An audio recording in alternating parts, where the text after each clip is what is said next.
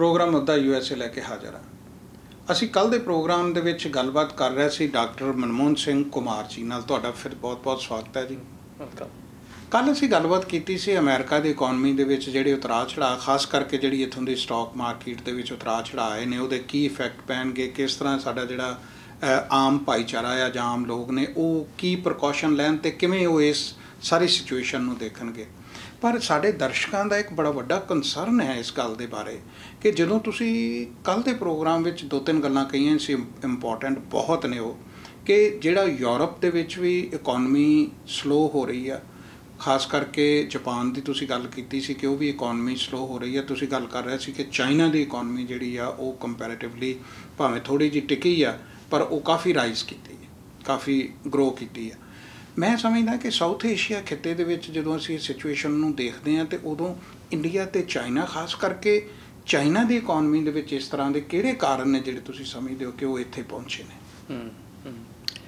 सो सुखपाल जी, पहला है कि बई जे हुण जे आपां करंट ग्रोथ रेट देखिए ना जी, भी किहड़े रेट ते इकोनमी ग्रो हो रही है जी, वो इंडिया की इकोनमी एक्चुअली चाइना नालों फास्टर ग्रोथ है। अच्छा। जे करंट जे हुण देखिए तो पर जे पिछले 30 साल तो देखिए हैं, जैसे कहना भी चाइना इस स्टेज से कितने कितना पहुंच गया है कि भी second largest economy in the world हो गई है हैं, according to some measures the largest economy in the world है। कितना पहुंच गया वो है भी इहदी ग्रोथ रेट बड़ा हाई रहा है पिछले 30 साल तो हाँ जी। तो ਉਹਦੇ ग्रोथ रेट हाई होने दे बड़े कारण ने, पर ਉਹਦੇ ਜਿਹੜੇ मेजर फैक्टर्स ने ना वो ये है कि बई इन्हां दा इन्वेस्टमेंट रेट बड़ा हाई रहा चाइना दा हाँ जी। ਜਿਹੜੀ इन्हां दी लेबर हैगी सी ना, लेबर मार्केट च बड़ा बेशुमार इंप्लॉयमेंट इन्हां दी भी लेबर अवेलेबल सी हाँ जी। कंपनीज़ चाहे अमरीका तो, चाहे ताइवान तो, चाहे कोरिया तो, उन्होंने वो चीप लेबर का फायदा उठाने लई ना उत्थे अपनियां फैक्ट्रियां सैटअप कीतियां हाँ जी। सो कहते ना भी China became the end is the workshop of the world. भी तुसी कोई चीज़ इत्थे तुसी अमरीका किसी स्टोर ते जाओ तुसी 100 चीज़ां देखो तो उहदे विचों 95 मेड इन चाइना लिखिया ठीक है ना। सो उत्थे वो लेबर चीप सी, हुण नहीं, हुण बड़ियां उत्थे वेजिस वध गईयां ने हाँ जी। लेबर बड़ी चीप सी, इन्वेस्टमेंट हुई, गवर्नमेंट ने आप बड़ी इन्वेस्टमेंट की हाँ जी। तो नाल नाल लेबर सप्लाई के नाल कहते प्रोडक्टिविटी सी। तो पिछले कई डेकेड्स तो चाइना की ग्रोथ 8-10% रही है। 10% हर साल विच ग्रो करना फॉर मैनी ईयर्स। तो ਉਹਦਾ मकसद ਉਹਦਾ नतीजा ये निकलिया कि जे तुसी अर्ली 80s चलाओ ना, सिर्फ 30 साल पहला की गल है, चीन ते इंडिया का जिहड़ा इकनॉमिक साइज है ना रफली सिमिलर सी। हुण चीन का साइज बहुत ज़्यादा वध गया है। तो अमेरिका तो भी तुसी दस रहे हो हाँ, एक अकॉर्डिंग टू वन मेजर उन्होंने कहते हैं परचेसिंग पावर पैरिटी, भी जे तुसी इन्फ्लेशन डिफरेंशियल जिहड़े प्राइस लैवल डिफरेंट होंदे ना है ना, जे उसी प्राइस लैवल नूं कंट्रोल करके हैं तो तुसी दसो भी इकोनॉमी का साइज कितना है। वो according to that measure China is above US even हाँ जी। तो वैसे ये बड़ी इंपॉर्टेंट गल है कहने कि जे तुसी वो प्राइस लैवल डिफरेंसिस नूं करके ना जो कहते हैं भी एबस्ट्रैक्ट कर लो, उन्होंने एक पासे रख दो है। तो हुण सब तो वड्डी इकोनॉमी दुनिया की चीन की है, दूजी इकोनॉमी यूनाइटेड स्टेट्स की है। पर एक कमाल की गल है जिहड़े अपने व्यूअर्स पहला भरा इंडिया शायद उन्होंने ना पता हो, जी तीजी दुनिया की सब तो वड्डी इकोनॉमी इंडिया की है जी। इनू कहते परचेसिंग पावर पैरिटी है। पर जे तुसी उन्होंने कहते मार्केट प्राइसिस लाओ भी प्राइस डिफरेंसिस भी ले लो तो फिर इंडिया की इकोनॉमी स्मॉलर है, मच स्मॉलर है हाँ जी। तो पर हुण जिहड़ा चीन का तुसी गल कीती है, इनू कहते असीं भी ना स्ट्रक्चरल ट्रांसफॉर्मेशन हुई है कंट्री दे विच है। स्ट्रक्चर ट्रांसफॉर्मेशन भी किहड़ा बड़ा पुअर कंट्री हुंदा सी अज तो 30-40 हुण ऐतकी ना 1978 दे विच ਡਿਆਂਗ ਸ਼ਾਓਪਿੰਗ ਜਿਹੜਾ ਇਹਨਾਂ ਦਾ ਲੀਡਰ ਸੀ ਉਹਨੇ ਰਿਫੋਰਮ ਕਰਨਾ ਸ਼ੁਰੂ ਕੀਤਾ ਵੀ ਚਾਈਨਾ ਦੇ 'ਚ ਅਸੀਂ ਰਿਫੋਰਮ ਕਰਨਾ ਜੀ, ਅਸੀਂ ਇਨਵੈਸਟਮੈਂਟ ਕਰਨੀ ਹੈ, ਅਸੀਂ ਗਰੋਥ ਕਰਨੀ ਹੈ ਹਾਂਜੀ। ਅਤੇ ਅੱਜ ਇਸ ਸਾਲ ਉਹ 40ਵੀਂ ਉਹਦੀ ਜਿਹੜੀ ਐਨੀਵਰਸਰੀ ਮਨਾਈ ਗਈ ਹੈ 2018 ਦੇ ਵਿੱਚ। ਉਹ 40 ਸਾਲ ਦੇ ਵਿੱਚ ਇਹ ਟਰਾਂਸਫਾਰਮ ਹੋ ਗਿਆ ਕੰਟਰੀ ਟੋਟਲੀ। ਇਹ ਆਪ ਹੀ ਕੰਟਰੀ ਟਰਾਂਸਫਾਰਮ ਨਹੀਂ ਹੋਇਆ, ਦੁਨੀਆ 'ਚ ਟਰਾਂਸਫੋਰਮੇਸ਼ਨ ਆ ਗਈ ਹੈ। ਕਿ ਦੇਖੋ ਨਾ ਕਿੱਥੇ ਕੰਟਰੀ ਕੋਈ ਉਹਦੀ ਬਹੁਤ ਹੀ ਲਿਮਿਟਿਡ ਇਨਫਲੂਐਂਸ ਸੀ ਇੱਕ ਵਰਲਡ ਇਕੋਨਮੀ ਦੇ ਉੱਤੇ, ਵਰਲਡ ਪੋਲੀਟਿਕਸ ਦੇ ਉੱਤੇ, ਸਟ੍ਰੈਟੇਜਿਕਲੀ। ਹੁਣ ਹਰ ਪੱਖੋਂ ਚਾਈਨਾ ਦਾ ਇਨਫਲੂਐਂਸ ਬਹੁਤ ਜ਼ਬਰਦਸਤ ਵੱਧ ਗਿਆ। ਅਤੇ ਆਪਣੇ ਜੇ ਤੁਸੀਂ ਆਪਣਾ ਏਸ਼ੀਆ 'ਚ ਦੇਸ਼ ਲਈਏ ਤੇ ਉਹ ਤੇ ਤੁਸੀਂ ਆਪ ਹੀ ਮੈਂਸ਼ਨ ਕੀਤਾ ਹੈ ਕਿ ਬਈ ਚਾਈਨਾ ਦਾ ਇੰਪੈਕਟ ਆਪਣੇ ਦੇਸ਼ਾਂ ਦੇ ਉੱਤੇ ਬੜਾ ਜ਼ਬਰਦਸਤ ਹੈ। ਜੇ ਮੈਂ ਵਾਪਸ ਇੱਥੇ ਆਵਾਂ ਜੀ, ਕਿਉਂਕਿ ਬਹੁਤ ਸਾਰਾ ਕੰਸਰਨ ਸਾਡੇ ਵਿਊਅਰਸ ਦਾ ਜਿਹੜਾ ਹੈਗਾ ਸਾਊਥ ਏਸ਼ੀਆ ਦੇ ਨਾਲ ਵੀ। ਜੀ। ਪਰ ਜਿਵੇਂ ਆਪਾਂ ਕੱਲ੍ਹ ਦੇ ਸ਼ੋਅ ਦੇ ਵਿੱਚ ਅਮਰੀਕਾ ਦੀ ਇਕੋਨਮੀ ਦੀ ਗੱਲ ਕੀਤੀ ਸੀ, ਤੇ ਇੱਕ ਬੜਾ ਇੰਪੋਰਟੈਂਟ ਪੁਆਇੰਟ ਮੇਰੇ ਜ਼ਿਹਨ 'ਚ ਆ ਰਿਹਾ ਸੀਗਾ ਕਿ ਜਦੋਂ ਅਸੀਂ ਅਮਰੀਕਾ ਦੀ ਇਕੋਨਮੀ ਨੂੰ ਦੇਖਦੇ ਹਾਂ, ਜਿਸ ਤਰ੍ਹਾਂ ਨਾਲ ਟਰੰਪ ਨੇ ਡਿਸੀਜ਼ਨ ਲੈ ਕੇ ਸੀਰੀਆ ਦੇ ਵਿੱਚੋਂ ਇੱਕਦਮ ਆਪਣੀਆਂ ਫੌਜਾਂ ਨੂੰ ਬਾਹਰ ਕੱਢ ਲਿਆ, ਉਹਦਾ ਰਿਐਕਸ਼ਨ ਵੀ ਹੋਇਆ। ਉਹਦੇ ਜਿਹੜੇ ਹੈਗੇ ਸੀਗੇ ਉਹਨਾਂ ਦੇ ਜਿਹੜੇ ਐਡਵਾਈਜ਼ਰ ਸੀਗੇ, ਸੈਕਟਰੀ ਸੀ, ਉਹਨਾਂ ਰਿਜ਼ਾਈਨ ਵੀ ਕਰਨੇ ਸ਼ੁਰੂ ਕੀਤੇ।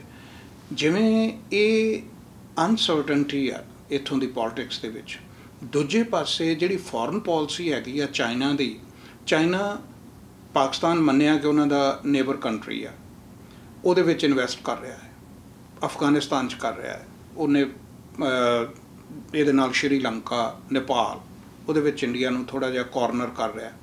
ਪਰ ਜਿਹੜਾ ਲੰਮੇ ਸਮੇਂ ਲਈ ਉਹ ਇੱਕ ਤਾਂ ਸਾਊਥ ਏਸ਼ੀਆ ਦੇ ਵਿੱਚ ਅਤੇ ਏਸ਼ੀਆ ਦੇ ਵਿੱਚ ਆਪਣੀ ਪਹਿਚਾਣ ਬਣਾ ਰਿਹਾ, ਦੂਜੇ ਪਾਸੇ ਅਮਰੀਕਾ ਦੇ ਨਾਲ ਵੀ ਉਹਨੇ ਆਪਣੀ ਕਾਫੀ ਵੱਡੀ ਜਿਹੜੀ ਇਨਵੈਸਟਮੈਂਟ ਆ ਉਹ ਅਫਰੀਕਨ ਕੰਟਰੀਜ਼ ਦੇ ਵਿੱਚ ਵੀ ਕਰ ਦਿੱਤੀ ਆ।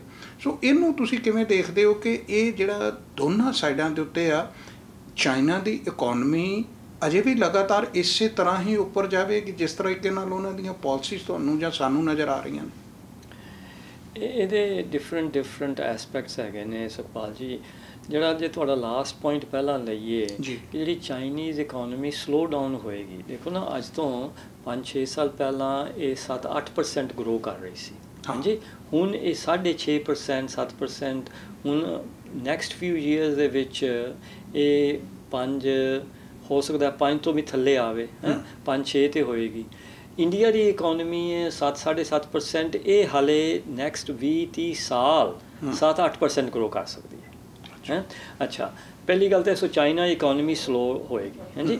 ਅੱਛਾ, ਦੂਜਾ ਇਹ ਹੈ ਤੁਸੀਂ ਕਿਹਾ ਜਿਹੜੀ ਇਹਨਾਂ ਦੀਆਂ ਇਨਵੈਸਟਮੈਂਟਸ ਅਫਰੀਕਾ ਦੇ ਵਿੱਚ, ਪਾਕਿਸਤਾਨ 'ਚ, ਆਪਣੇ ਏਸ਼ੀਆ ਦੇ ਵਿੱਚ, ਇਹ ਚਾਈਨਾ ਦੇ ਬੜੇ ਨਾ, ਇੱਕ ਤਾਂ ਇਹਨਾਂ ਦਾ one belt one road initiative ਬੜਾ ਜ਼ਬਰਦਸਤ ਹੈ ਕਿ ਇਨਫਰਾਸਟਰਕਚਰ ਬਣਾਇਆ ਜਾਏ ਜਿਹਦੇ ਨਾਲ ਚਾਈਨੀਜ਼ ਗੁੱਡਸ ਜਿਹੜੀਆਂ ਨੇ ਸਾਰੀ ਦੁਨੀਆ ਵਿੱਚ ਜਾ ਸਕਣ, ਹਾਂਜੀ, ਈਜ਼ੀਲੀ ਜਾ ਸਕਣ। ਦੂਜਾ ਉਹਨਾਂ ਦਾ ਸਟ੍ਰੈਟੇਜਿਕ ਅਤੇ ਪੋਲੀਟੀਕਲ ਅਤੇ ਮਿਲਟਰੀ ਇਨਫਲੂਐਂਸ ਕਰਨਾ ਚਾਹੁੰਦੇ ਨੇ, ਠੀਕ ਹੈ ਨਾ। ਹੁਣ ਜੇ ਐਡੀ ਵੱਡੀ ਇਕੋਨਮੀ ਹੈ, ਐਡਾ ਵੱਡਾ ਦੇਸ਼ ਹੈ, ਅਤੇ ਜਿਹੜੇ ਹੁਣ ਅਫਰੀਕਾ ਦੇ ਵਿੱਚ ਇਨਵੈਸਟ ਕਰ ਰਹੇ ਨੇ, ਉਹਦੇ 'ਚੋਂ ਮਿਨਰਲਸ ਚਾਹੀਦੇ ਉਹਨਾਂ ਨੂੰ। ਇਹਨਾਂ ਨੇ ਲੈਟਿਨ ਅਮੈਰੀਕਾ 'ਚ ਬੜੀ ਇਨਵੈਸਟਮੈਂਟਸ ਕੀਤੀਆਂ ਨੇ, ਹੈ ਨਾ। ਮਿਨਰਲਸ, ਕਮੋਡਿਟੀਜ਼, ਆਇਲ ਹੈ, ਉਹਨਾਂ ਦਾ ਇੰਟਰਸਟ ਹੈਗਾ।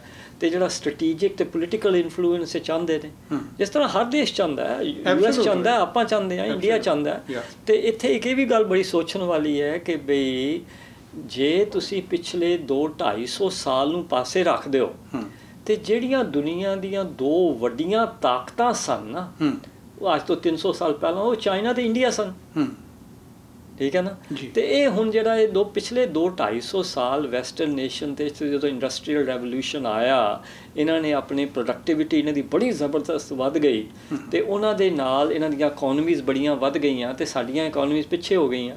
ਹੁਣ ਇੰਡੀਆ ਵੀ ਬੜਾ ਆ ਰਿਹਾ, ਬੜੇ ਮੇਜਰ ਚੇਂਜਸ ਆਈਆਂ ਨੇ ਪਿਛਲੇ 15-20 ਸਾਲ ਤੋਂ, ਜਿਹੜੇ ਇਸ ਗਵਰਨਮੈਂਟ 'ਤੇ, ਇਸ ਤੋਂ ਇਹਨਾਂ ਦੇ ਪਹਿਲਾਂ 'ਤੇ ਬੜੇ ਜ਼ਬਰਦਸਤ ਰਿਫੋਰਮਸ ਆਏ ਨੇ, ਹਾਂਜੀ।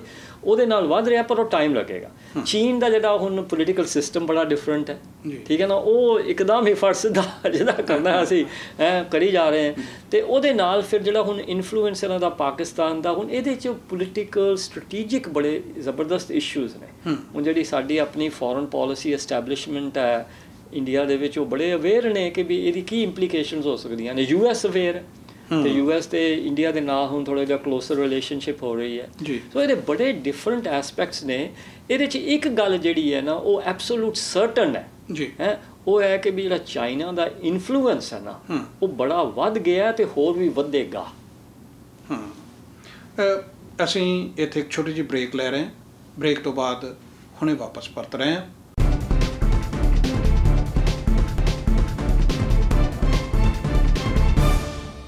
ਬ੍ਰੇਕ ਤੋਂ ਬਾਅਦ ਤੁਹਾਡਾ ਸਵਾਗਤ ਹੈ। ਗੱਲਬਾਤ ਚੱਲ ਰਹੀ ਆ ਇਕੋਨਮੀਜ਼ ਦੀ, ਵਰਲਡ ਇਕੋਨਮੀਜ਼ ਦੀ। ਅਮਰੀਕਾ ਦੇ ਉੱਤੇ ਕੀ ਅਸਰ ਪਿਆ ਹੈ, ਆਮ ਲੋਕਾਂ ਦੇ ਉੱਤੇ ਕੀ ਅਸਰ ਪੈ ਰਿਹਾ, ਔਰ ਇਸ ਦੇ ਨਾਲ ਹੀ ਚਾਈਨਾ ਦੀ ਵੱਧਦੀ ਹੋਈ ਤਾਕਤ ਤੇ ਇੰਡੀਆ ਦਾ ਇਸ ਵੇਲੇ ਕਿੱਥੇ ਇਕੋਨਮੀ ਖਲੋਤੀ ਹੈ। ਕੁਮਾਰ ਸਾਹਿਬ, ਆਪਾਂ ਗੱਲ ਕਰ ਰਹੇ ਸੀਗੇ ਕਿ ਜਿਹੜੀ ਇੰਡੀਆ ਦੀ ਇਕੋਨਮੀ ਜਦੋਂ ਅਸੀਂ ਕੰਪੇਅਰ ਕਰਦੇ ਹਾਂ ਚਾਈਨਾ ਦੀ ਇਕੋਨਮੀ ਦੇ ਨਾਲ, ਚਾਈਨਾ ਦੀ ਇਕੋਨਮੀ ਨੇ ਤੇਜ਼ੀ ਨਾਲ ਗਰੋਥ ਕੀਤੀ ਆ। ਇੱਕ ਪਾਸੇ ਚਾਈਨਾ ਜਿਹੜਾ ਹੈ ਸਾਊਥ ਏਸ਼ੀਆ ਦੇ ਵਿੱਚ ਆਪਣਾ ਸਟੈਂਡ ਬੜਾ ਮਜ਼ਬੂਤ ਕਰ ਰਿਹਾ ਹੈ, ਦੂਜੇ ਪਾਸੇ ਉਹ ਅਮਰੀਕਾ ਨੂੰ ਵੀ ਟੱਕਰ ਦੇ ਰਿਹਾ ਹੈ, ਟ੍ਰੇਡ ਵਾਰ ਚੱਲ ਰਹੀ ਹੈ। ਪਰ ਜੇ ਅਸੀਂ ਇਹ ਦੇਖੀਏ, ਤੁਸੀਂ ਇੰਨੇ ਸਾਲ IMF ਦੇ ਵਿੱਚ ਵੀ ਕੰਮ ਕੀਤਾ ਹੈ, G20 G7 ਦੇ ਵਿੱਚ ਤੁਹਾਡੇ ਐਕਸਪੀਰੀਅੰਸ ਜਿਹੜੇ ਨੇ, ਤੁਸੀਂ ਉਹਨਾਂ ਪਾਲਿਸੀਜ਼ ਨੂੰ ਦੇਖਿਆ। ਤੁਸੀਂ ਇੰਡੀਆ ਨੂੰ ਕਿੱਥੇ ਦੇਖਦੇ ਹੋ ਔਰ ਕਿਵੇਂ ਇੰਡੀਅਨ ਤੇ ਇੰਡੀਆ ਜਿਹੜਾ ਆ ਉਹ ਆਪਣੇ ਆਪ ਨੂੰ ਹੋਰ ਸਟਰੋਂਗ ਕਰ ਸਕਦਾ ਹੈ ਮੌਜੂਦਾ ਸਿਚੁਏਸ਼ਨ ਦੇ ਵਿੱਚ? ਦੇਖੋ ਜੀ, ਇੰਡੀਆ ਦੀ ਜਿਹੜੀ ਜਿਸ ਤਰ੍ਹਾਂ ਕਹਿੰਦੇ ਨਾ ਪੋਟੈਂਸ਼ੀਅਲ ਬੜੀ ਜ਼ਬਰਦਸਤ ਹੈ। ਜਿੱਦਾਂ ਮੈਂ ਪਹਿਲਾਂ ਕਿਹਾ ਸੀ ਕਿ ਵੀ even at the current levels ਜੇ ਉਹਨੂੰ ਪਰਚੇਸਿੰਗ ਪਾਵਰ ਪੈਰਿਟੀ ਵੀ ਜੇ ਤੁਸੀਂ ਪ੍ਰਾਈਸਿਸ ਨੂੰ ਜਿੱਦਾਂ ਕਹਿੰਦੇ ਨਾ ਵੀ ਉਹਨੂੰ ਸੈਪਰੇਟ ਕਰਕੇ ਦੇਖੋ ਤੇ Indian economy is the 3rd largest. ਹਾਂਜੀ, ਅਤੇ ਇਹਦੀ ਜਿਹੜੀ ਅਗਲੇ 20-30 ਸਾਲ ਇਹ ਇਕੋਨਮੀ ਚਾਈਨੀਜ਼ ਇਕੋਨਮੀ ਨਾਲੋਂ ਮੱਚ ਫਾਸਟਰ ਗਰੋ ਕਰ ਸਕਦੀ ਹੈ। ਠੀਕ ਹੈ, ਚਾਈਨੀਜ਼ ਇਕੋਨਮੀ ਸਲੋ ਡਾਊਨ ਹੋ ਸਕਦੀ, ਇੰਡੀਆ ਹੋ ਰਹੀ ਹੈ। ਇੰਡੀਅਨ ਇਕੋਨਮੀ 7-7.5% ਹੋਰ 8-9% 'ਤੇ ਵੀ ਜਾ ਸਕਦੀ ਹੈ ਜੀ। ਹਾਂਜੀ, ਅਤੇ ਉਹਨੂੰ ਰੀਅਲਾਈਜ਼ ਕਰਨ ਲਈ ਨਾ ਵੀ ਇਹ ਪੋਟੈਂਸ਼ੀਅਲ ਹੈ ਨਾ ਵੀ ਹੋ ਸਕਦੀ ਹੈ ਗੱਲ, ਅਤੇ ਕਿੱਦਾਂ ਹੋਵੇ। ਉਹਦੇ ਇਹ ਹੈ ਕਿ ਜਿਹੜੀ ਸਭ ਤੋਂ ਪਹਿਲੀ ਗੱਲ ਤਾਂ ਇਹ ਹੈ ਕਿ ਵੀ ਜਿਹੜੀ ਨਾ ਇਨਵਾਇਰਮੈਂਟ ਜਿਹੜੀ ਹੈ ਨਾ, business environment, Macro economic environment, ਕਹਿੰਦੇ ਫਾਈਨੈਂਸ਼ੀਅਲ ਇਨਵਾਇਰਮੈਂਟ, ਉਹ ਅੱਛੀ ਹੋਣੀ ਚਾਹੀਦੀ ਹੈ। ਹੁਣ ਮੈਕਰੋ ਇਕਨੋਮਿਕ ਇਨਵਾਇਰਮੈਂਟ ਦੇ 'ਚ ਆਲਰੇਡੀ ਇੰਡੀਆ ਦੇ ਵਿੱਚ ਬੜਾ ਵੀ ਰਿਲੇਟਿਵ ਸਟੇਬਿਲਿਟੀ ਹੈ, ਪਰ ਜਿਹਨੂੰ ਇਨਫਲੇਸ਼ਨ ਰੋਲ ਲੋ ਰੱਖਣਾ, ਹਾਂਜੀ, ਅਤੇ ਜਿਹੜਾ ਹੁਣ ਗੌਰਮੈਂਟ ਦੇ ਜਿਹੜੇ ਡੈਫਿਸਿਟ ਨੇ ਇਹਦੇ 'ਚ ਆਪਾਂ ਸਾਰਿਆਂ ਨੂੰ ਪਤਾ ਕਿ ਜ਼ਿਆਦਾ ਡੈਫਿਸਿਟ ਵਧੇ ਅਤੇ ਉਹਦੇ ਨਾਲ ਬੜੀਆਂ ਪ੍ਰੋਬਲਮ ਹੁੰਦੀਆਂ ਨੇ, ਇੰਟਰਸਟ ਰੇਟ ਵੱਧ ਜਾਂਦੇ ਨੇ, ਇੰਸਟੇਬਿਲਿਟੀ ਹੁੰਦੀ ਜਾਂਦੀ। ਜਦੋਂ ਮੈਂ ਹੁਣ IMF ਦੇ ਵਿੱਚ ਸੀ ਅਤੇ ਮੈਂ ਉੱਥੇ ਫਿਸਕਲ ਪੋਲਿਸੀ ਡਿਵੀਜ਼ਨ ਦਾ ਮੈਂ ਹੈਡ ਰਿਹਾ ਕਈ ਸਾਲ ਹੈ।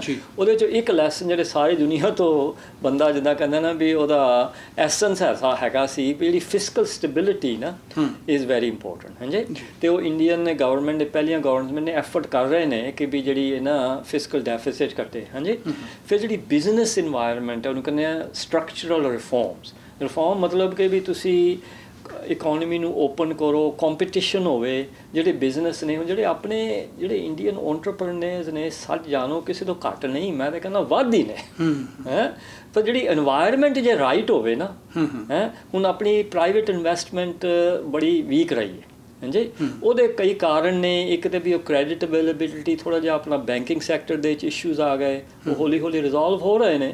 ਪਰ ਜੇ ਉਹ banking sector issues, financial market environment ਜਿਹੜੀ ਠੀਕ ਰਵੇ ਹੈ, ਕ੍ਰੈਡਿਟ ਅਵੇਲੇਬਿਲਿਟੀ ਹੋਵੇ, ਆਪਣੇ ਐਂਟਰਪ੍ਰੇਨਰਸ ਹੈਗੇ ਨੇ ਅਤੇ ਆਪਣੇ ਆਪਣੀ ਜਿਹੜੀ ਜਨਤਾ ਹੈ ਬੜੇ ਹਾਰਡ ਵਰਕਿੰਗ ਨੇ।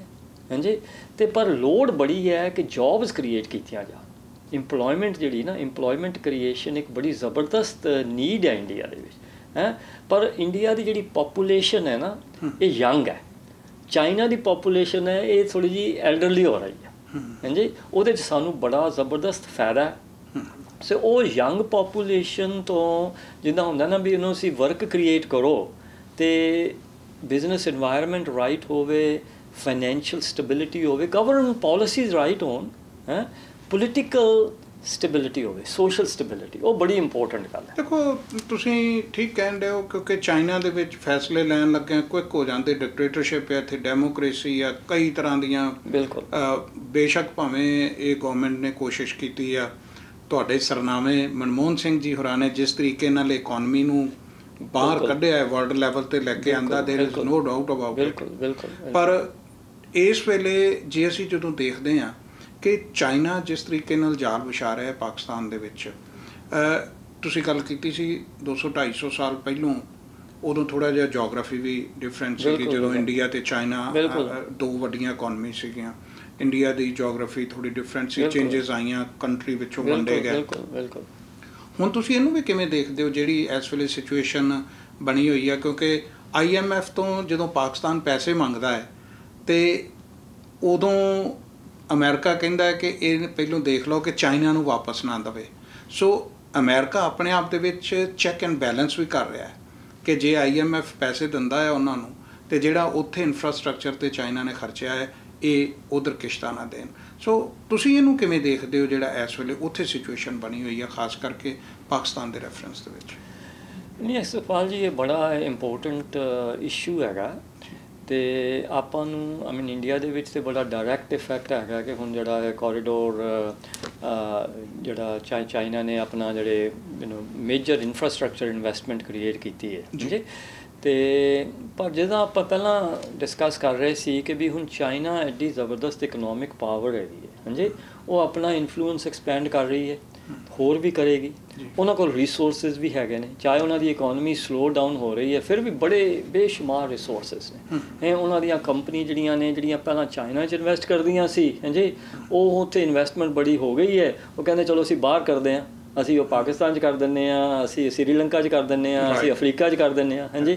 ਉਹਨਾਂ ਨੂੰ ਲੋਨ ਵੀ ਦਿੰਦੇ ਨੇ, ਉੱਥੇ ਤੁਹਾਨੂੰ ਪਤਾ ਹੈ ਬੜਾ ਰੌਲਾ ਵੀ ਬੜਾ ਪਿਆ ਹੋਇਆ, ਕਈ ਅਫਰੀਕਨ ਕੰਟਰੀ ਬੜੇ ਅਨਹੈਪੀ ਨੇ ਕਿ ਵੀ ਉਹਨਾਂ ਨੂੰ ਲੋਨ ਦਿੱਤੇ ਅਤੇ ਉਹ ਕੰਮ ਠੀਕ ਨਹੀਂ ਹੋਇਆ, ਫਿਰ ਲੋਨ ਵੀ ਸਰਵਿਸ ਕਰਨੇ ਪਏ। ਪਰ ਉਹ ਇਹ ਹੈ ਵੀ ਇਹ ਹੁਣ ਚਾਈਨਾ ਜਿੱਦਾਂ ਕਹਿੰਦੇ ਨਾ ਬਈ China is at the world stage ਹਾਂਜੀ, ਸਾਡਾ ਨੇਬਰ ਹੈ, ਮੇਜਰ ਹਿਊਜ ਪਾਵਰ ਹੈ। ਅਤੇ ਇਹ ਹੈ ਵੀ ਕਿਸ ਤਰ੍ਹਾਂ ਉਹਨੂੰ ਕਹਿੰਦੇ ਨਾ ਇੱਕ ਵੀ ਮੋਡਸ ਓਪਰੈਂਡੀ ਹਾਂਜੀ, ਅਤੇ ਮੋਡਸ ਵਿਵੈਂਡੀ ਵੀ ਕਿੱਦਾਂ ਜਿੱਦਾਂ ਨਾ ਬਈ ਆਪ ਜੀਓ ਅਤੇ ਦੂਜੇ ਨੇ ਜੀਣਾ ਅਤੇ ਤੁਸੀਂ ਵੀ ਜੀਣਾ ਹੈ। ਅਤੇ ਇਹ ਸਟ੍ਰੈਟਜੀ ਜਿਹੜੀ ਹੈ ਇਹ ਕਿਸ ਤਰ੍ਹਾਂ ਅਕਮੋਡੇਟ ਕੀਤਾ ਜਾਏ, ਇਹ ਬੜੀ ਵੱਡੀ ਗਲੋਬਲ ਗੱਲ ਹੈ ਕਿ ਜੋ ਅਸੀਂ ਹਿਸਟਰੀ 'ਚ ਵੀ ਲਵੋ ਜਦੋਂ ਇੱਦਾਂ ਕੋਈ ਵੱਡੀ ਨਵੀਂ ਪਾਵਰ ਆਉਂਦੀ ਹੈ ਨਾ ਹੈ, ਜਿਹੜੀਆਂ ਐਗਜ਼ਿਸਟਿੰਗ ਪਾਵਰਸ ਹੁੰਦੀਆਂ ਨੇ, ਤੁਸੀਂ ਕਹਿ ਲਓ ਵੀ ਹੁਣ ਚਾਈਨਾ ਇੱਕ ਵੱਡੀ ਪਾਵਰ ਆ ਗਈ ਹੈ ਹਾਂਜੀ, ਇੰਡੀਆ ਵੀ ਆ ਰਹੀ ਹੈ ਪਰ ਚਾਈਨਾ ਇਜ਼ ਦੇਅਰ, ਅਤੇ USA ਐਗਜ਼ਿਸਟਿੰਗ ਪਾਵਰ ਹੈ, ਜੋ ਯੂਰਪ ਤੁਸੀਂ ਕਹਿ ਲਓ ਵੀ ਐਗਜ਼ਿਸਟਿੰਗ ਪਾਵਰਸ ਨੇ, ਉਹਨੂੰ ਅਕਮੋਡੇਟ ਕਿੱਦਾਂ ਕੀਤਾ ਜਾਏ। ਅਤੇ ਇੰਡੀਆ ਲਈ ਤਾਂ ਬਹੁਤ ਜ਼ਬਰਦਸਤ, ਕਿਉਂਕਿ ਸਾਡੇ ਤਾਂ ਬਾਰਡਰ 'ਤੇ ਇਸ਼ੂਜ਼ ਹੈਗੇ ਨੇ ਹਾਂਜੀ, ਬੜੀ ਇੰਪੋਰਟੈਂਟ ਹੈ। ਅਤੇ ਇਹਦੇ ਵਿੱਚ ਇਹੀ ਹੋ ਸਕਦਾ ਹੈ ਕਿ ਵੀ ਇੱਕ ਤਾਂ ਜਿਹੜੀ ਆਪਣੀ ਇਕੋਨਮੀ ਸਟਰੋਂਗ ਹੋਵੇ, ਹੋਰ ਵੀ ਹੈ ਜਿੱਦਾਂ ਨਾ ਵੀ ਆਊਟ ਆਫ ਸਟਰੈਂਥ ਬੰਦਾ ਡਿਸਕਸ ਕਰ ਸਕਦਾ ਇਹ ਚੀਜ਼ਾਂ ਹੈ, ਸਾਡੀ ਇਕੋਨਮੀ ਸਟਰੋਂਗ ਹੋਵੇ, ਸਾਡੀ ਆਪਣੇ ਜਿਹੜੀ ਆਰਮਡ ਫੋਰਸਿਸ ਨੇ ਸਾਡੇ ਉੱਥੇ ਸਟਰੈਂਥ ਹੋਵੇ ਹੈ, ਅਤੇ ਫਿਰ ਕਿ ਵੀ ਜਿੱਦਾਂ ਕਹਿੰਦੇ ਨਾ ਮੈਚਿਓਰਿਟੀ ਦੇ ਨਾਲ ਕਿ ਵੀ ਲੌਂਗ ਟਰਮ ਬੰਦਾ ਸੋਚੇ ਕਿ ਵੀ ਅੱਜ ਤੋਂ 20 ਸਾਲ ਜਾਂ 50 ਸਾਲ ਅਸੀਂ ਕਿੱਦਾਂ ਇਕੱਠੇ ਹੋ ਸਕਦੇ ਹਾਂ ਹੈ, ਕਿ ਵੀ ਦੋਨਾਂ ਨੂੰ ਜਿੱਦਾਂ ਨਾ ਵੀ ਡਿਵੈਲਪਮੈਂਟ ਜਦ ਜਿਹੜਾ ਨਾ ਵੀ ਫਾਇਦਾ ਹੋਵੇ ਹੈ, ਕਿਉਂਕਿ ਜੇ ਟੈਨਸ਼ਨ ਹੋਏਗੀ ਅਤੇ ਉਹਦੇ ਵਿੱਚ ਤਾਂ ਨਾ ਕੋਈ ਐਡਾ ਕੋਈ ਨਾ ਬੈਨੀਫਿਟ ਨਹੀਂ ਆਉਂਦਾ। ਇੱਥੇ ਹੁਣ ਤੁਸੀਂ ਆਹ ਟ੍ਰੇਡ ਟੈਨਸ਼ਨਸ ਦੇਖੀਆਂ ਨੇ, ਹੁਣ ਬੜੇ ਲੋਕੀ ਨੇ ਜਿਹੜੇ ਅਗਰੀ ਕਰਦੇ ਨੇ ਕਿ ਵੀ ਜਿਹੜਾ ਚਾਈਨਾ ਨੇ ਜਿਹੜੀਆਂ ਟ੍ਰੇਡ ਪਾਲਿਸੀਜ਼ ਪਰਸੂ ਕੀਤੀਆਂ ਨੇ ਹਾਂਜੀ, ਜਾਂ ਜਿਹੜੇ ਉਹ ਕਹਿੰਦੇ ਵੀ ਇੰਟਲੈਕਚੁਅਲ ਪ੍ਰੋਪਰਟੀ ਦੇ ਜਾਂ ਹੋਰ ਇਸ਼ੂਜ਼ ਜਿਹੜੇ ਹੈਗੇ ਨੇ, ਉਹ ਬਈ ਬੜਾ ਵੀ ਗਲਤ ਗੱਲ ਹੋਈ ਹੈ ਹਾਂਜੀ। ਪਰ ਉਹਨੂੰ ਹੈਂਡਲ ਕਰਨ ਦਾ ਤਰੀਕਾ ਕੀ ਹੈ ਜੇ ਤੁਸੀਂ ਕਨਫਰੰਟੇਸ਼ਨਲੀ ਕਰੋ ਅਤੇ ਉਹਦੇ ਵਿੱਚ ਹੁਣ ਚਾਈਨਾ ਦੀ ਇਕੋਨਮੀ ਐਡੀ ਜ਼ਬਰਦਸਤ ਵੱਡੀ ਹੋ ਗਈ ਹੈ ਕਿ ਉਹਦੇ ਵਿੱਚ ਤੁਹਾਨੂੰ ਵੀ ਨੁਕਸਾਨ ਹੈ, ਸਾਰੀ ਦੁਨੀਆ ਨੂੰ ਨੁਕਸਾਨ ਹੈ। ਇਸ ਤਰ੍ਹਾਂ ਹੀ ਇੰਡੀਆ ਚਾਈਨਾ ਰਿਲੇਸ਼ਨਸ਼ਿਪ ਬੜੇ ਜਿੱਥੋਂ ਤੱਕ ਮੇਰੀ ਅੰਡਰਸਟੈਂਡਿੰਗ ਹੈ ਵੀ ਇਨੀਸ਼ੀਏਟਿਵਸ ਨੇ ਟੂ ਵਰਕ ਟੂਗੈਦਰ ਹੈ। ਓਬਵੀਅਸਲੀ ਕੰਪੀਟੀਸ਼ਨ ਹੈਗਾ, ਕੌਨਫਲਿਕਟਸ ਹੈਗੇ ਨੇ, ਅਤੇ ਉਹਦੇ 'ਚ ਇਹ ਮੈਚਿਓਰਿਟੀ ਹੈ ਵੀ ਕਿੱਦਾਂ ਉਹਨੂੰ ਕੰਪੀਟੀਸ਼ਨ ਅਤੇ ਕੌਨਫਲਿਕਟ ਨੂੰ ਕੰਟੇਨ ਕੀਤਾ ਜਾਵੇ ਅਤੇ ਕਿੱਦਾਂ ਕੋਆਪਰੇਸ਼ਨ ਵਧਾਈ ਜਾਵੇ। ਤੁਸੀਂ ਹੁਣੇ ਗੱਲ ਕੀਤੀ ਸੀ ਕਿ ਇੰਡੀਆ ਦੇ ਵਿੱਚ ਇੰਟਰਪ੍ਰੈਨਿਓਰਸ਼ਿਪ ਵੀ ਬਹੁਤ ਸਾਰੇ ਮੌਕੇ ਨੇ, ਬਹੁਤ ਸਾਰੇ ਲੋਕ ਨੇ, ਬਹੁਤ ਸਾਰੀਆਂ ਅਵੇਲੇਬਿਲਟੀਜ਼ ਵੀ ਹੈਗੀਆਂ ਨੇ, ਪਰ ਇਨਵਾਇਰਮੈਂਟ ਜਿਹੜਾ ਆ ਉਹ ਅਜੇ ਕਿਤੇ ਨਾ ਕਿਤੇ ਸਾਨੂੰ ਲੱਗਦਾ ਹੈ। ਮੈਂ ਇਹਨੂੰ ਇੰਝ ਦੇਖ ਰਿਹਾ ਕਿ ਸਾਡੇ ਕੋਲ ਤੁਹਾਡੇ ਵਰਗੇ ਸਕਾਲਰ ਵੀ ਹੈਗੇ ਨੇ। ਗੀਤਾ ਗੋਪੀਨਾਥ ਨੇ IMF ਦੇ ਵਿੱਚ ਜੁਆਇਨ ਕੀਤਾ ਰੀਸੈਂਟਲੀ, ਅਸੀਂ PTC ਤੋਂ ਪ੍ਰਮੁਖਤਾ ਨਾਲ ਇਹ ਖਬਰ ਵੀ ਦਿੱਤੀ ਸੀ। ਤੁਹਾਡੇ ਵਰਗਾ ਜਿਹੜਾ ਇੰਟਲੈਕਟ ਇੱਥੇ ਬੈਠਾ ਹੈ, ਤੁਹਾਡਾ ਐਕਸਪੀਰੀਅੰਸ ਇੰਨੇ ਸਾਲਾਂ ਦਾ ਹੈਗਾ ਹੈ, ਸੋ ਤੁਸੀਂ ਕਿਵੇਂ ਸਮਝਦੇ ਹੋ ਕਿ ਅਸੀਂ ਉਹਨਾਂ ਤੋਂ ਹੋਰ ਫਾਇਦਾ ਉਠਾ ਸਕਦੇ ਹਾਂ? ਅਫਕੋਰਸ PTC ਦਾ ਇਹ ਉਪਰਾਲਾ ਸੀਗਾ ਕਿ ਤੁਹਾਡੀ ਜਿਹੜਾ ਐਕਸਪੀਰੀਅੰਸ ਆ, ਤੁਹਾਡੀ ਯੋਗਤਾ ਆ, ਉਹਦੇ ਬਾਰੇ ਗੱਲਬਾਤ ਕਰਕੇ ਅਸੀਂ ਆਪਣੇ ਦਰਸ਼ਕਾਂ ਤੱਕ ਪਹੁੰਚਾਈਏ। ਪਰ ਜੇ ਥੋੜ੍ਹਾ ਜਿਹਾ ਤੁਸੀਂ ਇਹਦੇ 'ਚ ਸਾਡੀ ਹੋਰ ਹੈਲਪ ਕਰ ਦਿਓ ਤਾਂ ਕਿ ਸਾਡੀ ਵਿਊਅਰਸ਼ਿਪ ਜਿਹੜੀ ਹੈ ਜਾਂ ਸਾਡਾ ਅਦਾਰਾ ਜਿਹੜਾ ਹੈ ਇਹਦੇ ਵਿੱਚ ਕੋਈ ਹੋਰ ਯੋਗਦਾਨ ਪਾ ਸਕੇ, ਅਤੇ ਸਾਨੂੰ ਚੰਗਾ ਲੱਗੂਗਾ ਕਿ ਅਸੀਂ ਆਪਣੇ ਇਸ ਸਾਰੇ ਕੰਮ ਦੇ ਨਾਲ ਅਜਿਹੇ ਉਪਰਾਲੇ ਜਿਵੇਂ ਸਾਡੀ ਕੋਸ਼ਿਸ਼ ਹੁੰਦੀ ਹੈ ਕਰੀਏ। ਤੁਹਾਡਾ ਐਕਸਪੀਰੀਅੰਸ ਇੱਥੇ ਹੈਗਾ, ਤੁਸੀਂ IMF ਦੇ ਵਿੱਚ 250 ਬਿਲੀਅਨ ਤੋਂ ਉੱਪਰ ਤੁਹਾਡੇ ਕੋਲ ਮੌਜੂਦਾ ਇਸ ਕੰਪਨੀ ਦੇ ਵਿੱਚ ਤੁਹਾਡੀ ਆਰਗੇਨਾਈਜੇਸ਼ਨਸ ਕੋਲ ਫੰਡਸ ਹੈਗੇ ਨੇ। ਸੋ ਕੀ ਕਹੋਗੇ ਇਹਦੇ ਬਾਰੇ? ਪਹਿਲਾਂ ਤਾਂ ਬਹੁਤ ਬਹੁਤ ਸ਼ੁਕਰੀਆ ਤੁਹਾਡਾ, ਵੈਰੀ ਨਾਈਸ ਕੰਪਲੀਮੈਂਟਸ। ਅਤੇ ਨਹੀਂ, ਇਸ ਤਰ੍ਹਾਂ ਹੈ ਕਿ ਵੀ ਹੁਣ ਜਿੱਦਾਂ ਇਹ ਸਾਡਾ ਇਨਵੈਸਟਮੈਂਟ ਫੰਡ ਹੈਗਾ, ਇਹ ਆਲਰੇਡੀ ਇੰਡੀਆ ਦੇ ਵਿੱਚ ਬੜਾ ਮੇਜਰ ਇਨਵੈਸਟਰ ਹੈ। ਹਾਂਜੀ, ਅਤੇ ਅਸੀਂ ਇੰਡੀਆ ਨੂੰ ਰਿਗਾਰਡ ਕਰਦੇ ਹਾਂ as one of the most promising if not the most promising emerging market ਜਿਹਨੂੰ ਕਹਿੰਦੇ ਆ। ਹਾਂਜੀ, ਅਤੇ ਇਨ ਟਰਮਸ ਆਫ ਜਿਹੜੇ ਹੋਰ ਜਿਹੜੇ ਜਿੱਦਾਂ ਮਾਈਸੈਲਫ, ਮੇਰੇ ਕੋਲੀਗ ਜਿਹੜੇ ਹੋਰ ਇੱਥੇ ਆਪਣੇ, ਸਾਡਾ ਪਿਆਰ ਤੇ ਦੇਸ਼ ਨਾਲ ਬੜਾ ਜ਼ਬਰਦਸਤ ਹੈ।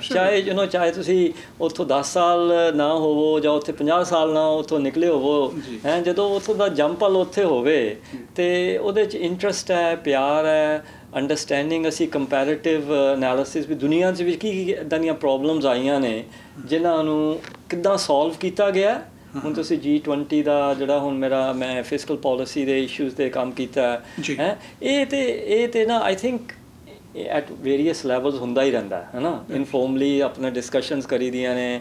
ਹੁਣ ਜਿੱਦਾਂ ਤੁਸੀਂ ਕਰ ਰਹੇ ਹੋ, ਬੜਾ ਜ਼ਬਰਦਸਤ ਇਨੀਸ਼ੀਏਟਿਵ ਹੈਗਾ, ਆਪਾਂ ਹੋਰ ਡਿਸਕਸ ਕਰ ਸਕਦੇ ਹਾਂ, ਤੁਹਾਡੇ ਵਿਊਅਰਸ ਨੂੰ ਇਨਫੋਰਮੇਸ਼ਨ ਮਿਲ ਸਕਦੀ ਹੈ। ਇਹ ਕੰਟੀਨਿਊ ਪ੍ਰੋਸੈਸ ਹੈ। ਤੁਹਾਡਾ ਐਕਸਪੀਰੀਅੰਸ ਤੁਹਾਡੇ ਕੋਲ ਜਿਹੜੇ ਹੈਗੇ ਨੇ, ਕਿਉਂਕਿ ਅਜੇ ਸਾਡੇ ਕੋਲ ਸਮਾਂ, ਆਪਣੇ ਦਰਸ਼ਕਾਂ ਨੂੰ ਮੈਂ ਯਾਦ ਕਰਵਾ ਦਿਆਂ, ਕਿਉਂਕਿ ਸਾਡੇ ਕੋਲ ਸਮਾਂ ਦੀ ਸੀਮਾ ਹੋਣ ਕਰਕੇ ਅਸੀਂ ਇਸ ਗੱਲ ਨੂੰ ਹੋਰ ਅੱਗੇ ਨਹੀਂ ਕਰ ਸਕਦੇ। ਮਨਮੋਹਨ ਸਿੰਘ ਜੀ ਦੇ ਜਿਹੜੇ ਐਕਸਪੀਰੀਅੰਸ ਨੇ ਉਹਨਾਂ ਤੋਂ ਅਸੀਂ ਅਜੇ ਇਹ ਵੀ ਗੱਲਾਂ ਕਰਨੀਆਂ ਨੇ ਆਉਂਦੇ ਦਿਨਾਂ ਦੇ ਵਿੱਚ ਕਿਸੇ ਵੇਲੇ ਵੀ, ਕਿ ਕਿਹੜੇ ਸੈਗਮੈਂਟ ਅਤੇ ਕਿਹੜੇ ਸੈਕਟਰ ਨੇ ਸਾਡੇ ਇੰਡੀਆ ਦੇ ਵਿੱਚ ਜਿਨ੍ਹਾਂ ਦੇ ਵਿੱਚ ਅਸੀਂ ਇਕੱਠੇ ਕੰਮ ਕਰ ਸਕਦੇ ਹਾਂ। ਅਮਰੀਕਾ ਅਤੇ ਇੰਡੀਆ ਕੰਮ ਕਰ ਸਕਦਾ ਹੈ। ਵੱਖ-ਵੱਖ ਸਟੇਟਸ ਦੇ ਵਿੱਚ ਸਾਡਾ ਜਿਹੜਾ ਸਿੱਖ ਭਾਈਚਾਰਾ, ਪੰਜਾਬੀ ਭਾਈਚਾਰਾ, ਇੰਡੀਅਨ ਭਾਈਚਾਰਾ ਹੈ, ਉਹ ਕਾਫੀ ਵੱਡੀ ਭੂਮਿਕਾ ਅਦਾ ਕਰ ਰਿਹਾ ਹੈ। ਗਵਰਨਰ ਉੱਥੋਂ ਦੇ ਜਿਹੜੇ ਨੇ ਤਿਆਰ ਨੇ ਕਿ ਕਿਹੜੀਆਂ ਸਟੇਟਾਂ ਦੇ ਵਿੱਚ ਇਨਵੈਸਟਮੈਂਟ ਕੀਤੀ ਜਾਵੇ। ਸੋ ਉੱਥੇ ਤੁਹਾਡੀ ਨਿਰਸੰਦੇਹ ਤੁਹਾਡਾ ਐਕਸਪੀਰੀਅੰਸ, ਤੁਹਾਡੀ ਜਿਹੜਾ ਤਜਰਬਾ ਹੈ, ਉਹਨੇ ਕੰਮ ਕਰਨਾ ਹੈ। ਸੋ ਇਹ ਤਾਂ ਕੰਟੀਨਿਊਟੀ ਰਹਿਣੀ ਹੈ ਜੀ। ਹੁਣ ਸਿਰਫ ਇਹ ਹੀ ਹੋਣਾ ਕਿ ਮੈਨੂੰ ਦੇਖਣਾ ਪਿਆ ਕਰਨਾ ਤੁਹਾਡੇ ਕੋਲ ਸਮਾਂ ਕਦੋਂ ਆ। ਇਟ ਵਿਲ ਬੀ ਬੜਾ ਆਨਰ ਹੋਏਗਾ, it will be a pleasure. ਅਤੇ ਬੜਾ ਪੋਟੈਂਸ਼ੀਅਲ ਬੜੀ ਹੁਣ ਦੇਖੋ ਨਾ, ਟੈਕਨੋਲੋਜੀਕਲ ਫੀਲਡਸ ਦੇ ਵਿੱਚ ਮੈਨੀ ਏਰੀਆਜ਼ ਦੇ ਵਿੱਚ ਇੰਡੀਆ ਇਜ਼ ਐਟ ਦਾ ਫੋਰਫਰੰਟ, ਹੈ ਨਾ। ਉਹਨੂੰ ਕਿੱਦਾਂ ਹੋਰ ਜਿਹੜੀ ਉਹ ਪੋਟੈਂਸ਼ੀਅਲ ਹੈ ਉਹਨੂੰ ਰੀਅਲਾਈਜ਼ ਕੀਤਾ ਜਾਵੇ, ਉਹਦੇ ਬਾਰੇ ਡਿਸਕਸ ਕਿ what are the lessons which one has learned from other countries ਜਿਹੜੇ ਉੱਥੇ ਅਪਲਾਈ ਕੀਤੇ ਨੇ। ਇੰਡੀਆ ਦੇ ਵਿੱਚ ਆਲਰੇਡੀ ਐਡੀਆਂ ਬੜੀਆਂ ਇੰਪਰੂਵਮੈਂਟਸ ਆਈਆਂ ਨੇ, ਬੜੀਆਂ ਮੇਜਰ ਰਿਫੋਰਮਸ ਆਏ ਨੇ, ਉਹਨਾਂ ਨੂੰ ਹੋਰ ਕਿੱਦਾਂ ਅੱਗੇ ਵਧਾਇਆ ਜਾਏ, ਹੈ ਕਿ ਜਿੱਦਾਂ ਨਾ ਇਨਵਾਇਰਮੈਂਟ ਇੰਪਰੂਵ ਹੋ ਜਾਵੇ। ਜ਼ਰੂਰ ਇਟ ਵਿਲ ਬੀ, ਬਹੁਤ ਬੜੀ ਖੁਸ਼ੀ ਹੋਏਗੀ ਕਿ ਤੁਹਾਡੇ ਨਾਲ, ਤੁਹਾਡੇ ਵਿਊਜ਼ ਦੇ ਨਾਲ ਇਹਨਾਂ ਬਾਰੇ ਵਿਚਾਰ ਕਰਨ ਦੀ। ਕੋਈ ਹੋਰ ਗੱਲ? ਬਹੁਤ ਸਾਰੇ ਅਜੇ ਇਸ਼ੂ ਨੇ ਪੈਂਡਿੰਗ, ਬਹੁਤ ਸਾਰੇ ਸਵਾਲ ਨੇ ਮੇਰੇ ਜ਼ਿਹਨ ਦੇ ਵਿੱਚ, ਪਰ ਕਿਉਂਕਿ ਸਮਾਂ ਇਜਾਜ਼ਤ ਨਹੀਂ ਦੇ ਰਿਹਾ। ਪਰ ਤੁਸੀਂ ਸਮਾਂ ਦਿੱਤਾ ਹੈ ਆਪਣੇ ਰੁਝੇਵੇਂ ਦੇ ਵਿੱਚੋਂ, ਤੁਹਾਡਾ ਬਹੁਤ ਬਹੁਤ ਧੰਨਵਾਦ, ਬਹੁਤ ਸ਼ੁਕਰੀਆ ਤੁਹਾਡਾ। ਸ਼ੁਕਰੀਆ। ਫਿਰ ਆਪਣੇ ਦਰਸ਼ਕਾਂ ਨੂੰ ਮੈਂ ਦੱਸ ਦਿਆਂ ਕਿ ਡਾਕਟਰ ਮਨਮੋਹਨ ਸਿੰਘ ਕੁਮਾਰ ਹੋਰਾਂ ਦਾ ਐਕਸਪੀਰੀਅੰਸ ਅਤੇ ਉਹਨਾਂ ਦਾ ਜਿਹੜਾ ਇਸ ਵੇਲੇ ਜਿਸ ਅਦਾਰੇ ਦੇ ਵਿੱਚ ਉਹ ਬੈਠੇ ਨੇ IMF ਦੇ ਵਿੱਚ, ਅਤੇ ਬਾਕੀ ਉਹਨਾਂ ਦੇ ਟੀਚਿੰਗ ਐਕਸਪੀਰੀਅੰਸ, ਜਿਹੜੀਆਂ ਉਹਨਾਂ ਨੇ ਬੁੱਕਸ ਲਿਖੀਆਂ ਨੇ, ਉਹਨਾਂ ਤੋਂ ਸਿਰਫ ਸਿੱਖ ਭਾਈਚਾਰਾ ਜਾਂ ਪੰਜਾਬੀ ਭਾਈਚਾਰਾ ਨਹੀਂ ਬਲਕਿ ਪੂਰਾ ਹਿੰਦੁਸਤਾਨ ਇੱਕ ਸੇਧ ਵੀ ਲੈ ਸਕਦਾ ਹੈ। ਔਰ ਸਮੇਂ-ਸਮੇਂ ਦੇ ਉੱਤੇ ਉਹਨਾਂ ਦਾ ਤਜਰਬਾ ਜਿਹੜਾ ਹੈ ਉਹ ਸਾਡੇ ਦੇਸ਼ ਦੇ ਵੀ ਕੰਮ ਆ ਸਕਦਾ ਹੈ। ਇਹਨਾਂ ਦੇ ਨਾਲ ਗੱਲਬਾਤ ਦੇ ਬਾਰੇ ਅਸੀਂ ਫਿਰ ਇਹਨਾਂ ਦੀ ਗੱਲਬਾਤ ਤੁਹਾਡੇ ਰੂਬਰੂ ਇਹਨਾਂ ਨੂੰ ਅਸੀਂ ਕਰਾਂਗੇ। ਪਰ ਫਿਲਹਾਲ ਨਵੇਂ ਮੁੱਦੇ ਦੇ ਨਾਲ, ਨਵੇਂ ਇੱਕ ਹੋਰ ਸ਼ਖਸੀਅਤ ਦੇ ਨਾਲ ਤੁਹਾਡੇ ਰੂਬਰੂ ਹੋਵਾਂਗੇ। ਫਿਲਹਾਲ ਦਿਓ ਇਜਾਜ਼ਤ। ਤੁਹਾਡਾ ਬਹੁਤ ਬਹੁਤ ਧੰਨਵਾਦ।